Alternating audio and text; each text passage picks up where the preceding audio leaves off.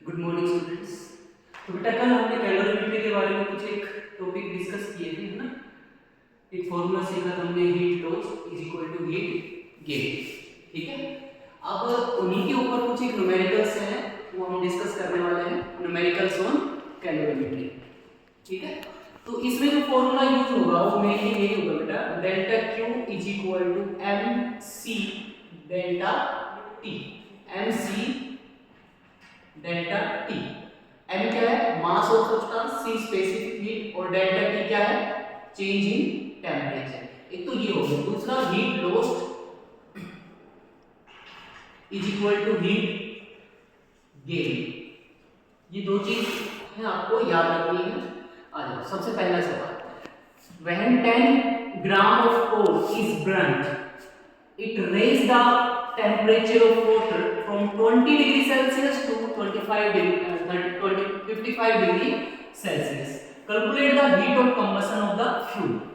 सबसे पहले तो अपने को ये पता होना चाहिए हीट ऑफ कंबशन क्या होता है। हीट ऑफ कंबशन, तो देखो बेटा, हीट ऑफ कंबशन होता है, हीट ऑफ कंबशन जो है वो होता है हीट रिक्वायर्ड या हीट प्रोड्यूस्ड पर ग्राम या पर किलोग्राम ऑफ फ्यूल। ठीक है, या मास ऑफ फ्यूल भी लिख सकते हैं हम लोग, मास ऑफ फ्यूल क्या है, हीट कंबशन, हीट प्रोड्यूस पर किलोग्राम मास ऑफ फ्यूल। ठीक है, तो इसके लिए आपसे पहले तो ये पता करना पड़ेगा हीट कितनी प्रोड्यूस हुई। तो हीट प्रोड्यूस का फॉर्मूला तो आपको पता ही है, अभी हमने बताया था, delta Q is equal to m into c into delta T, change in temperature. तो मास, ये किसका मास देखते हैं, mass of coal, this is mass of coal 10 gram. Raise the temperature of water from 20 degree, temperature T1 दे रखा है 20 degree Celsius, T2 दे रखा है 55 डिग्री सेल्सियस, और कह रहा है कि कैलकुलेट द हीट प्रोड्यूस्ड। और ये जो टेम्परेचर है इसमें आएगा raise the temperature of 2 litre आएगा यहाँ पे, 2 litre of water, 2 litre of water. तो मास ऑफ जो वाटर है, मास ऑफ वाटर है वो 2 लीटर है। ध्यान रहे, मास ऑफ वाटर कितना रहता है, 2 लीटर, और लीटर को ग्राम में बदलेंगे तो 2 × 10 की पावर 3 ग्राम हो जाएगा, लगभग 2000। ठीक है, तो हीट कितनी प्रोड्यूस होगी, तो delta Q is equal to M, mass कितना है 2 × 10 की power 3, C specific heat of water की स्पेसिफिक हीट होती है सीजीएस में 1 कैलोरी पर ग्राम पर डिग्री सेल्सियस इनटू 1, ओके। और delta T change in temperature कितना है, टेम्परेचर हो गया 55 से 20, तो दिस इज 35, तो ये आ जाएगा 35 7T × 10 की पावर 3 जूल, सॉरी कैलोरी, इसमें आएगा कैलोरी, क्योंकि हमने जो स्पेसिफिक यूज किया वो कैलोरी उसकी सीजीएस की यूज की हुई है। तो अब क्या निकालना है, heat of combustion, heat of combustion. Heat of combustion का मतलब है हीट प्रोड्यूस, हीट कितनी प्रोड्यूस हुई है 70 × 10 की पावर 3 कैलोरी, डिवाइडेड बाय कितना फ्यूल यूज किया, तो हमने मास ऑफ कोल दे रखा है आपके पास 10 ग्राम, तो डिवाइडेड बाय 10। ठीक है, ये आ जाएगा 7000 कैलोरी। तो हीट ऑफ कंबशन आएगी बेटा आपके पास 7000 कैलोरी। ये फर्स्ट क्वेश्चन है। ठीक है, अब सेकंड क्वेश्चन बेटा, sphere of aluminium of 0.047 kilogram is placed for sufficient time in a vessel containing boiling water। कह रहा है कि एक एल्यूमिनियम का स्फीयर लिया हमने, ध्यान रहे, जैसे ये मान लो एक वाटर है, ये वाटर है और इसमें एल्यूमिनियम का स्फीयर रख दिया, किसका स्फीयर रख दिया, एल्यूमिनियम का, और वाटर का जो टेम्परेचर दिया हुआ है, टेम्परेचर ऑफ वाटर वो कितना दे रखा है 100 डिग्री सेल्सियस, कितना दे रखा है 100 डिग्री सेल्सियस। तो सोचो कि अगर हम 100 डिग्री सेल्सियस उबलते हुए पानी में एल्यूमिनियम को रखेंगे तो एल्यूमिनियम का टेम्परेचर भी कितना हो जाएगा 100 डिग्री सेल्सियस, मतलब एल्यूमिनियम का जो स्फीयर हो गया उसका इनिशियल टेम्परेचर 100 डिग्री सेल्सियस है। अब आगे बोल रहा है कि so that 100 degree Celsius it is immediately transferred to, कह रहा है कि अब यहां से निकाल के इसको दूसरे एक कैलोरीमीटर में रख दिया कंटेनिंग, अच्छा मास ऑफ कैलोरीमीटर दे रखा है, ध्यान रहे मास ऑफ कैलोरीमीटर, ठीक है, मास ऑफ कैलोरीमीटर दे रखा है 0.14 ग्राम, 0.14 किलोग्राम, ठीक है, और ये कॉपर का बना है, किसका बना हुआ है, copper, containing water, mass of water दे रखा है 0.25 किलोग्राम, मास ऑफ वाटर कितना है 0.25 kilogram water at 20 degree Celsius, तो वाटर का जो टेम्परेचर है, टेम्परेचर ऑफ वाटर दे रखा है 20 degree Celsius, the temperature of water rises at attains a steady state at 20 degree, अब कह रहा है कि इसका टेम्परेचर राइज होके टेम्परेचर कितना हो गया है, मान लो इसको T1 नाम दे देते हैं, T2 हो गया है इसका 23 डिग्री सेल्सियस, कितना हो गया 23 degree Celsius, calculate the specific heat capacity of aluminium, specific heat capacity of aluminium निकालने पर सवाल को फिर से देख लेते हैं, देखो भाई कह रहा है कि एक स्फीयर था एल्यूमिनियम का जिसका मास दे रखा है इतना, कह रहा है कि इसको कुछ देर के लिए हमने उबलते हुए पानी में रखा, तो स्फीयर का जो टेम्परेचर है वही हो जाएगा जो वाटर का टेम्परेचर, मतलब कितना है वाटर का 100 डिग्री सेल्सियस, कह रहा है कि उसको तुरंत निकाला इमीडिएटली, और तुरंत निकालने के बाद उसको किस में रख दिया, इमीडिएटली ट्रांसफर टू इतने मास के कैलोरीमीटर में, इतने मास के कैलोरीमीटर में जो कि कॉपर का है, जो किसका बना हुआ है कॉपर का, और उसके उस कैलोरीमीटर के अंदर ऑलरेडी पानी है इतने किलोग्राम, और वो जो टेम्परेचर है वाटर का जो कि उसमें कैलोरीमीटर में है उसका 20 डिग्री सेल्सियस है। अब जैसे हमने स्फीयर को उसमें रखा, स्फीयर को रखेंगे तो क्या होगा, देखो स्फीयर का जो टेम्परेचर वो हाई है ना 100 डिग्री सेल्सियस है, पानी में रखेंगे तो स्फीयर का तो टेम्परेचर कम हो जाएगा, और जो वाटर है जो कैलोरीमीटर में पड़ा हुआ है उसका टेम्परेचर बढ़ जाएगा ना, तो कितना हो गया, बढ़कर 23 डिग्री सेल्सियस हो गया। अब पूछ क्या है, calculate the specific heat capacity of aluminium, मतलब आपको निकालना है सी निकालना है एल्यूमिनियम के लिए। बेटा ध्यान रहे एक जो है सब्सटेंस वो तो हीट गेन कर रहा है और दूसरा क्या कर रहा है, हीट को लूज कर रहा है। ये आपके पास स्पेसिफिक हीट ऑफ वाटर दे रखी है, ये स्पेसिफिक हीट ऑफ कॉपर दे रखी है, क्या दे रखी है, स्पेसिफिक हीट ऑफ कॉपर दे रखी है, ठीक है, आ जाओ। तो देखो heat lost by sphere, sphere ने कितना हीट लॉस्ट किया, तो फॉर्मूला यही रहेगा delta Q is equal to mc delta T, तो heat lost delta Q is equal to mc delta T, m क्या है mass of aluminium, c specific heat of aluminium, delta T मतलब T2 T1, T2 T मतलब temperature, initial temperature sphere का, तो mass of aluminium आपके पास दे रखा है, कितना है एल्यूमिनियम का मास, ये दे रखा है मास ऑफ एल्यूमिनियम, यहां लिख लेते हैं मास ऑफ एल्यूमिनियम दे रखा है 0.047 kg, तो this is equals to 0.047 into c aluminium, ये अपने को निकालनी है, कैलकुलेट करनी है। चेंज इन टेम्परेचर, तो शुरू में 100 डिग्री था, बाद में हो गया 23 डिग्री, तो चेंज कितने का है 100 माइनस 23, तो this is 0.047 into c aluminium, ठीक है, ये आ जाएगा 77, ये आ गया heat lost by sphere, sphere ने कितना हीट लूज किया है ना। अब ये स्फीयर जिस कंटेनर में मतलब जिस कैलोरीमीटर में रखा हुआ था वो क्या करेगा, हीट गेन करेगा, तो heat gain bye calorimeter and water, दोनों हीट कितनी गेन करेंगे, तो देखो जरा फिर से वही फॉर्मूला लगाओ, मास ऑफ कैलोरीमीटर, पहले कैलोरीमीटर की बात कर लेते हैं, तो मास ऑफ कैलोरीमीटर दे रखा है, मतलब कॉपर है उसका 0.14 into specific heat of copper दे रखी है 0.386 इनटू 10 की पावर 3,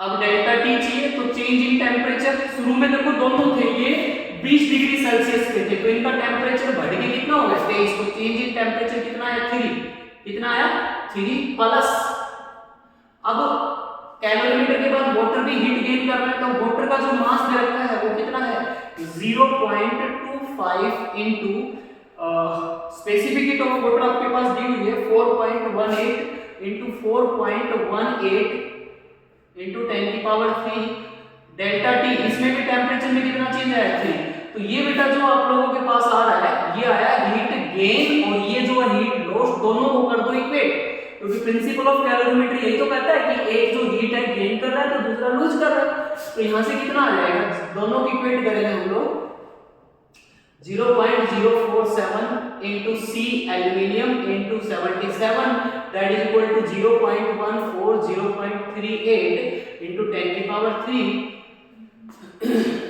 into 3 कॉमन ले लो, दोनों में है प्लस, प्लस में आ जाएगा 0.25 into 4.18 into 10 की पावर 3 और 3 से मल्टीप्लाई जो कि हमने कॉमन लिया था। अब इसमें एक वेरिएबल है C एल्यूमिनियम, बाकी हम लोग कैलकुलेट कर लेंगे, ठीक है। तो ये आपका छोटा सा सवाल था, सिंपल से क्या करना है, एक जो है स्फीयर जो है एल्यूमिनियम का है वो तो क्या कर रहा है हीट को लूज कर रहा है, क्योंकि वो हाई टेम्परेचर पे, ऑब्वियस है हीट लूज कौन करेगा जो कि हाई टेम्परेचर पे, और हीट गेन कौन करेगा जो कि लो टेम्परेचर है ना, हीट हमेशा हाई टेम्परेचर से लो टेम्परेचर की तरफ चलती है। तो यहाँ पर हम लोग ये आइडियल केस कंसीडर करके चल रहे हैं कि there is no loss of heat in the surrounding, और इसने बोला भी है इमीडिएटली ट्रांसफर, मतलब तुरंत ट्रांसफर कर दिया, सराउंडिंग में हीट को ट्रांसफर होने का कोई टाइम ही नहीं मिला, है ना। तो इस प्रकार से आप लोग Ca एल्यूमिनियम निकाल सकते हो ना। अब आता है आप लोगों के पास नेक्स्ट क्वेश्चन, ठीक है। जो नेक्स्ट क्वेश्चन है बेटा इसमें क्या कह रहा है कि how many grams of ice at -14 degree Celsius are needed to cool 200 gram of water from 25 degree Celsius to 10 degree Celsius. Take specific heat of ice कितना और लेटेंट हीट ऑफ आइस दे रखी है। सवाल को एक बार फिर से समझो, how many grams of ice, कह रहा है कि कितना ग्राम आइस चाहिए, आइस कितने टेम्परेचर पे है -14 डिग्री सेल्सियस पे, ठीक है, नीडेड टू कूल, कह रहा है कि 200 ग्राम पानी में कितना आइस मिलाया जाए ताकि उस पानी का टेम्परेचर 25 डिग्री सेल्सियस से 10 डिग्री सेल्सियस हो जाए। फिर से सुनिएगा, कह रहा है कि 200 ग्राम पानी में कितना आइस मिलाया जाए, और आइस का टेम्परेचर है -14 डिग्री सेल्सियस, ताकि वो पानी जो है 25 डिग्री से 10 डिग्री सेल्सियस हो जाए, और स्पेसिफिक हीट ऑफ आइस दे रखी है 0.5 कैलोरी पर ग्राम पर डिग्री सेल्सियस, और लेटेंट हीट ऑफ आइस दे रखी है 80 कैलोरी पर ग्राम, ठीक है। जो गिवन डेटा है उसको लिख लेते हैं एक बार। How many gram of ice, mass of ice अपने को चाहिए, मान लेते हैं m है, ये निकालना है, और आइस का जो टेम्परेचर है, टेम्परेचर ऑफ आइस दे रखा है -14 degree Celsius, needed to 200 gram, water का जो मास है वो है 200 ग्राम, टेम्परेचर शुरू में कितना है, टेम्परेचर ऑफ वाटर शुरू में दे रखा है TW1 मान लेते हैं, ये 25 डिग्री सेल्सियस से टेम्परेचर बाद में कितना हो गया 10 डिग्री सेल्सियस हो गया, ठीक है।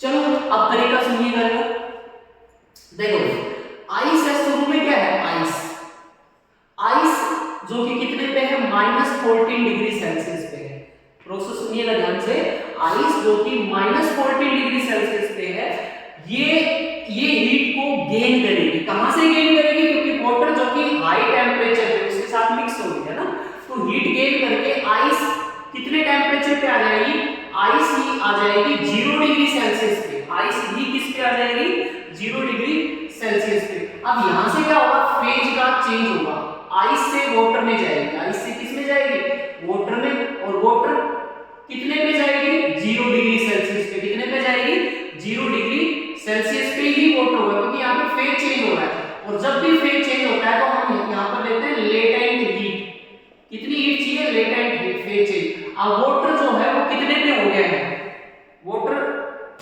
ये जो आइस है ये अभी वाटर जो बना है ये 0 से 10 डिग्री सेल्सियस पे आ गया है, क्योंकि कॉमन टेम्परेचर जो दे रखा है वो कितना दे रखा है दोनों का, यहाँ पर 25 degree Celsius to 10 degree Celsius. ठीक है, तो आ जाओ कर लेते हैं एक बार। Heat gain by ice, ice ने कितना हीट गेन किया। ठीक है, तो आ जाओ सबसे पहले आइस जो दे रखी है उसका मास अपने को निकालना है, m मान लेते हैं, और स्पेसिफिक हीट m, देखो फॉर्मूला यही लगाना है delta Q is equal to m c delta T, और latent heat delta Q is equal to m into n, ये वाला फॉर्मूला लगाना है। तो यहां से स्पेसिफिक हीट ऑफ आइस दे रखी है, आइस की जो स्पेसिफिक हीट है ये रही 0.5 इनटू 10 की पावर, अच्छा यही है बस, delta T change in temperature कितना आया 14 से 0 डिग्री, तो ये 14 डिग्री सेल्सियस होगा, प्लस दूसरा क्या हो रहा है आइस से वाटर में फेज चेंज हो रहा है, तो m into l latent heat of ice दे रखी है यहां पर 80 है ना, प्लस अब आगे क्या बोला है इसने, आगे बोला है कि ये जो है वाटर है वो 10 डिग्री पे आ गया है, तो मास m l latent heat of ice 1 ले लेते हैं, सॉरी वाटर की 1 और डेल्टा टी 0 से 10, ठीक है 10 आ गया है, तो ये आ गया आपके पास heat gain by ice, heat lost by किसके द्वारा हीट लॉस की गई है, वाटर, जो कि कितना ग्राम है 200 ग्राम। फिर से सेम फॉर्मूला लगाओ, delta Q is equal to m c delta T, तो delta Q is equal to m mass 200 gram दे रखा है, m specific heat of water CGS में आपके पास 1 होती है, delta T change in temperature कितना है वाटर का जो चेंज इन टेम्परेचर है वो आप लोगों के पास है 25 से 10 हो गया है, तो कितना आया है 15, ठीक है, तो ये आ जाएगा आपका 15, ठीक है,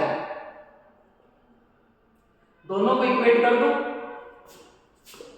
heat lost equal to heat gain, ठीक है, तो यहां से m इन दोनों की मल्टीप्लाई करेंगे तो 14 5 70, ठीक है, 0 हट जाएगा, plus 80m plus 10m is equal to ये कितना है 15 गुना 30,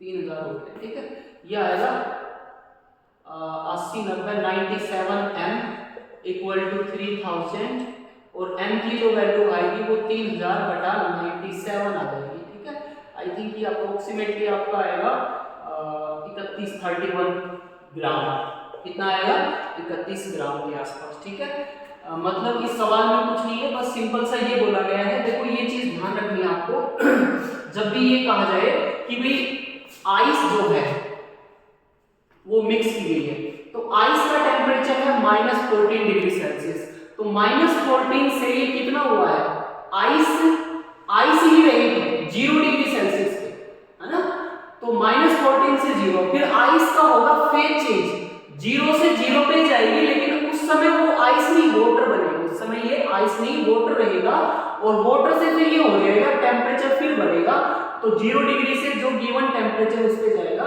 तो जब फेज चेंज होता है तो हम लोग कंसेप्ट यूज करते हैं लेटेंट हीट का, ठीक है, लेटेंट हीट का, तो वही हमने किया है, हीट गेन बाय आइस, कितना गेन किया, पहले हमने लगाया कॉन्सेप्ट ये वाला यहां से यहां तक, ठीक है, फिर हमने आइस से वाटर में जाने का मतलब फेज चेंज होने का लेटेंट हीट का फॉर्मूला यूज किया हमने m into l वाला, उसके बाद फिर वाटर से टेम्परेचर चेंज हुआ 0 से 10 डिग्री, फिर हमने ये वाला लगाया, और इसने जो हीट गेन किया डेफिनेटली किसने यूज किया होगा, वाटर ने, जो कि 200 ग्राम है और टेम्परेचर 25 डिग्री था, 25 से 10 हो गया, तो वाटर ने कितना हीट लूज किया 200, C की वैल्यू हम सीजीएस में 1 लेते हैं, चेंज इन टेम्परेचर 15 हुआ, दोनों को इक्वेट कर दिया, मास ऑफ आइस आ जाएगा, ठीक है। इसी प्रकार से अगला सवाल है आप लोगों के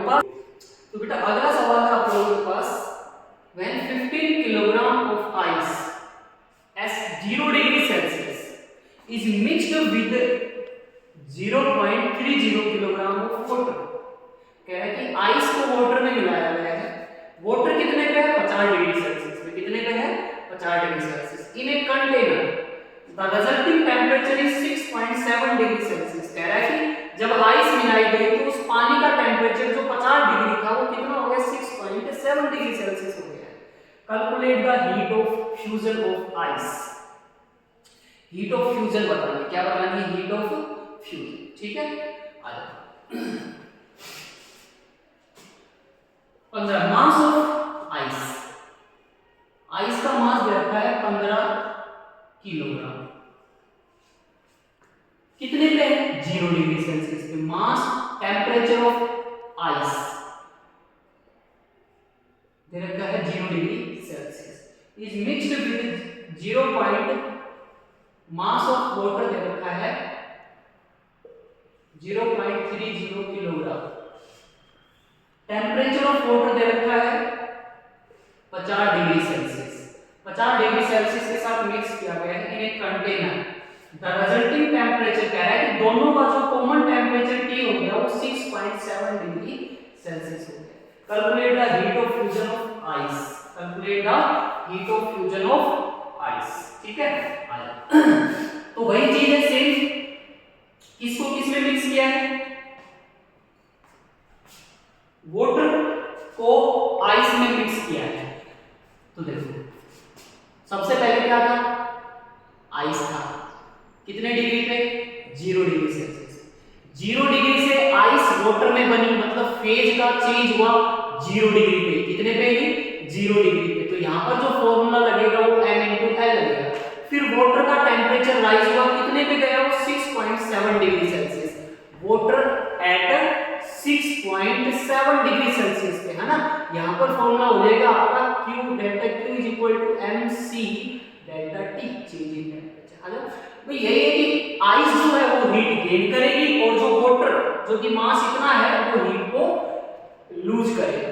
तो heat gain by ice, ice के द्वारा कितनी हीट गेन की गई है? तो आ जाओ m/L लगाओ शुरू में। m/L plus mc delta T। Mass of ice दे रखा है 15 किलोग्राम। 15 किलोग्राम। ठीक है। Latent heat of fusion. Calculate the heat of fusion. Heat of fusion L की वैल्यू तो अपने को निकालनी है। L की वैल्यू अपने को निकालनी है। ठीक है।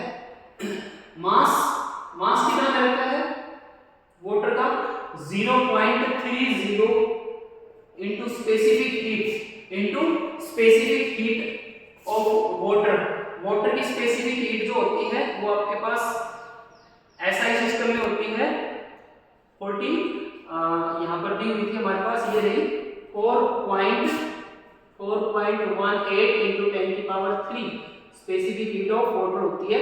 और delta T change in temperature. Water का टेम्परेचर कहां से 0 डिग्री से कितना आ गया? 6.7, तो 6.7 आ जाएगा। कितना आ जाएगा? 6.7 डिग्री से। ठीक है।